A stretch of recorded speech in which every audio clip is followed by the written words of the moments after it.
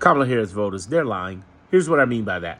There are people out there trying to get more perception and deception than what the truth is. And what I'm talking about is not just the Republicans. There's a lot of people on the Democratic side who are doing this stupid stuff too, particularly a lot of blue influencers. Not all of them, but many of them want to give you everything's downside.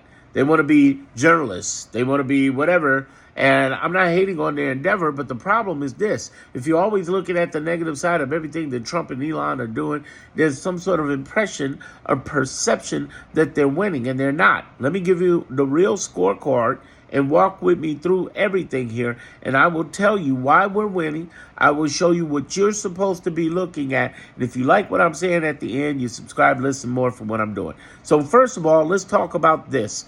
The thing you need to understand more is the difference between execution and effectiveness. Execution is all of the stuff he's done for 8.5 weeks, and it looks absolutely incredible. 100 plus executive orders and all of this stuff, gutting tens of thousands and gutting on the inside. If you just looked at that, you think, oh my God, the world's going to end. It is absolutely nuts. But let's look at effectiveness. How effective has he been at doing this? Well, let's talk about the scorecard. The scorecard is this. The judicial branches showed up deep, all right? And know the facts. We are decentralized government.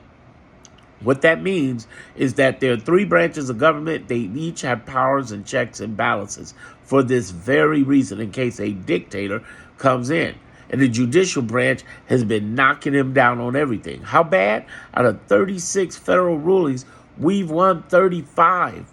35. We're 35-1. He is 1-35. That is the true score. How do we know? How do we know? Darren, they fired all of these people. But guess what? The inspector generals, the 18 of them, got their jobs back. The FBI got their job back. The CIA got their job back. And just of this past week, we had a ruling by a judge who returned 25,000 jobs to the Department of Defense, Agriculture, Homeland Security, Veterans Benefits, USAID, and more. In addition to that, they tried to freeze trillions of dollars. The judges unfreezed it real quick. In addition to that, we've also had scenarios where there was immigration and deportation and birthright citizenship that were challenged, clearly unconstitutional. All of this is, and that's been reversed. As of recent, there's this constitutional crisis where a judge said, hey, you can't just ship out hundreds of people to El Salvador. That's unconstitutional. You can't do it. And Trump went and did it. And he's in contempt. And they asked the DOJ to show up and explain themselves. You know what the DOJ did a motion? They tried to have the judge replaced. Didn't work. There was no grounds for that. And now Trump is trying to get Congress, GOP, to impeach that judge. Here's the problem. He has keep listening to me now, listen to me, that he has the votes for the House of Representatives, but he needs 2/3 of the Senate, 70% of the people. They're not going to do that. That's not going to happen. So he's not going to get impeached. And for the first time in history, a Supreme Court Justice, John Roberts, who's supposed to be his boy, did a statement saying, no, he rebuked Trump, saying, listen, that's why we have judicial boards. We don't, for the last 2 centuries, impeach judges. So now how does that look to the judicial branch where you got hundreds of court cases of people who are suing, who are fighting you?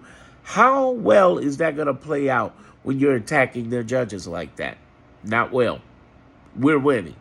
35-1. You pissed off the judicial branch. You have tried to get rid of tens of thousands of people, only for tens of thousands to get their jobs back. But Darren, what if he appeals it? Yeah, he appeals everything. He breaks the law, then appeals it, and then takes it to the Supreme Court. Oh, by the way, the first Supreme Court case, they ruled against him 5-4. 3 conservative judges said, we're going to go with the liberals on this one. So he does not own the Supreme Court. Let's recap this again. He does not own the Supreme Court. He is losing 35-1.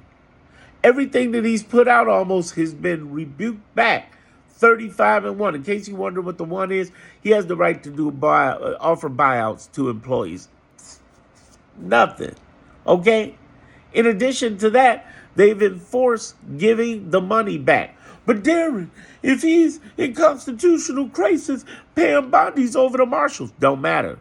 There's marshals and ex-marshals who've already said across social media, that ain't happening. We're going to follow the Constitution. There are lawyers reading out the Constitution what the marshals are supposed to do. They're not responsible for the DOJ. They're responsible to the Constitution. These are the same group of people we always get our man. Let me just really, or woman, let me really get into human psychology for you for a minute here, okay? You got three types of cops. The Trump cops, the anti-Trump cops, and then that group of cops who are deadly do right, who don't care. They're going to follow the law. But let's also talk about what they got to lose. If they follow Trump and they don't go with a federal court order to subpoena somebody, to arrest somebody, hold them in contempt, if they don't do that, then by federal law, they're going to lose their job, lose their licensing. And same thing for U.S. attorneys. They will lose their law license. Remember, out of these 35 wins, one of which was the American Bar Association suing the Trump administration, and they won. They will yank a law license in a minute. From Bondi down, Pam Bondi down, DOJ. She could lose her stuff, everybody. Vance could lose his. I'm going to tell you right now, you don't even want to mess with the judges like that. And the marshals got a choice. If I go with Trump, I'm going to be in contempt of court. I'm going to lose my job and lose my freedom. Now, Trump may pardon me, but I'm over. My career is done. Same thing goes for the lawyers, the U.S. attorneys. It's over. It's done. And listen, there's a history. Giuliani. And there are other lawyers who actually went to jail and lost their licenses following Trump's crazy butt. So if you want to push that on, Pam Bondi's over marshals, no. They're going to act in their best interest and in the constitutional interest. We're winning. Understand how important it is to understand this, because they're lying talking about they're winning. They're lying talking about they can make up laws. It doesn't work that way. They're lying on the judges, talking about judges are a bunch of leftists. No. All of these judges out of these 35 rulings, they're from every single president over the last 40 years. Reagan appointed, Bush appointed on both senior and junior, as well as Trump appointed judges who are acting against him. Stop listening to the lies. Kamala Harris voters, stop listening to the lies. Kamala Harris voters, they are lying. Did I just earn your subscription?